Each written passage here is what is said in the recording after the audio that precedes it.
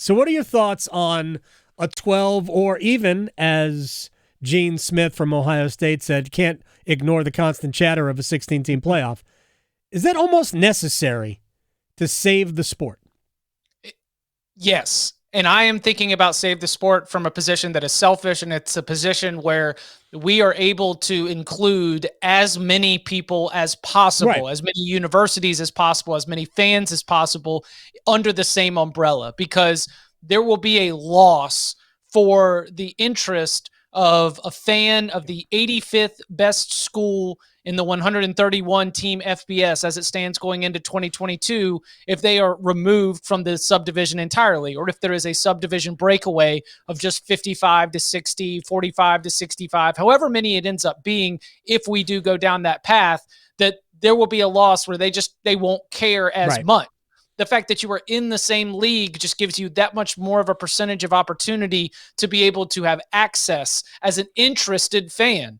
And I think that casting the widest net possible is great. And I was against college football playoff expansion with the idea that we were going to be losing a lot of what I thought was a really good way to determine a national champion. And that as we were introducing more games, we were introducing more randomness, and that we would no longer have college football as a sport where the national champion really was the best team in the sport. Right. The NCAA tournament does not produce the best college basketball team from throughout the season. It gives you the best team who got the right bounces throughout the 6 games of the NCAA tournament. Right.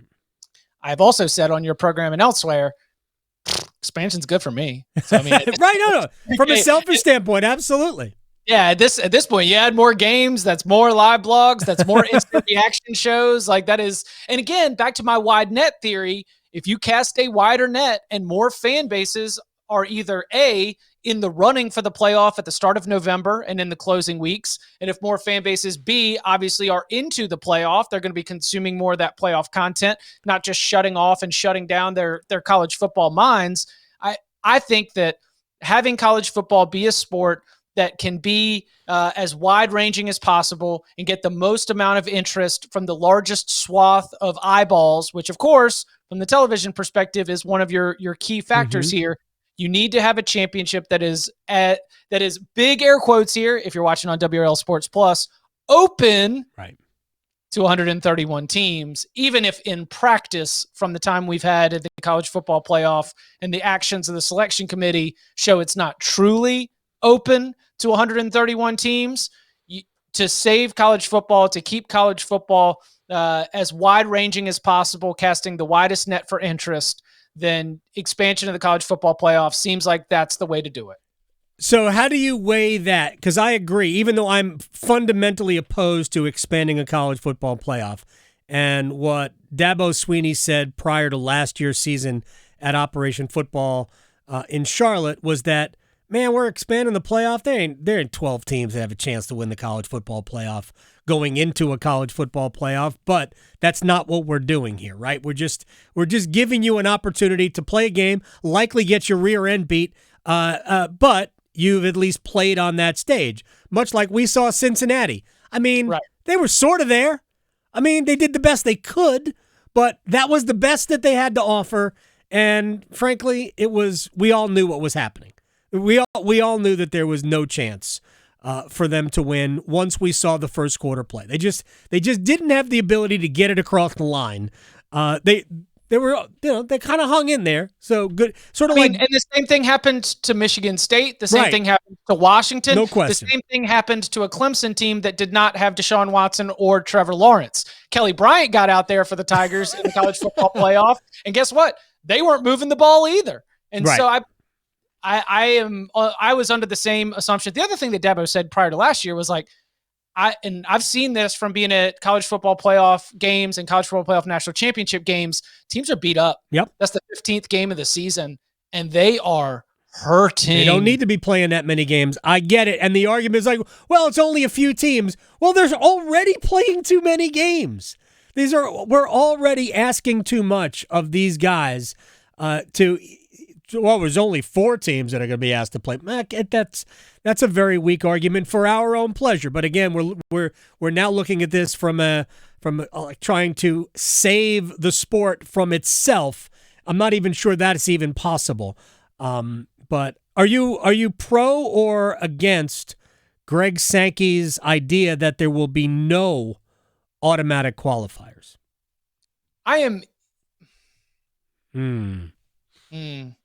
I think for the playoff, I'm against it. I like automatic qualifiers. See, if we want the best teams, I don't think we should have automatic qualifiers. But if we're trying to make it inclusive and open, then you have to. I like automatic qualifiers for the interest that it generates around the conference championship games and the fact that we would go into that first Saturday in December or whenever it is. We might have to adjust the calendar if we expand the playoff, but we would go into the conference championship games with real stakes and real potential for chaos. I think that if it's no automatic qualifiers, those teams that are, in the top 6 of a 12 team or in the top 8 of a 16 team, there would be much less drama, and we would only be looking at a few bubble spots. And how about this? Conference championship games probably don't include the teams that are on the bubble. Conference championship games might include teams that are already set with their playoff future. So the automatic qualifier aspect, I think for what it would do in terms of, again, going back to the wide net, you can be at any university, and you could have the optimism of Clark Lee at Vanderbilt. You can say, look, good for Clark we just Lee. need to win our division. We just need to get to our championship game. And if we win our championship game, then we can be in the college football playoff competing for a national championship. I know we're scrapping divisions most places. The SEC might do it as well, but it's that same pitch where you start small. You say, all we need to do is get there. And if we get there, doesn't matter what the selection committee thinks of us, doesn't matter what the selection committee thinks of our strength of schedule. If we can win that, then we've got an in to go compete for a national championship. So I am in favor of automatic qualifiers. However, my understanding is that the automatic qualifiers is a big chip in the negotiations, and it is a chip that is likely to be dealt. And I don't know who ends up winning with that, but it's like people are in favor of it, people are not in favor of it, but nobody cares enough for that to be their non-negotiable breaking point. So that it is totally out of our hands, and it might come down to whether, like, the Big Ten might give up automatic qualifiers so that it can get multiple media rights partners. And so the SEC would then get no automatic qualifiers, AKA the SEC Invitational, but then have to hand away some of the media rights away from ESPN and share with others.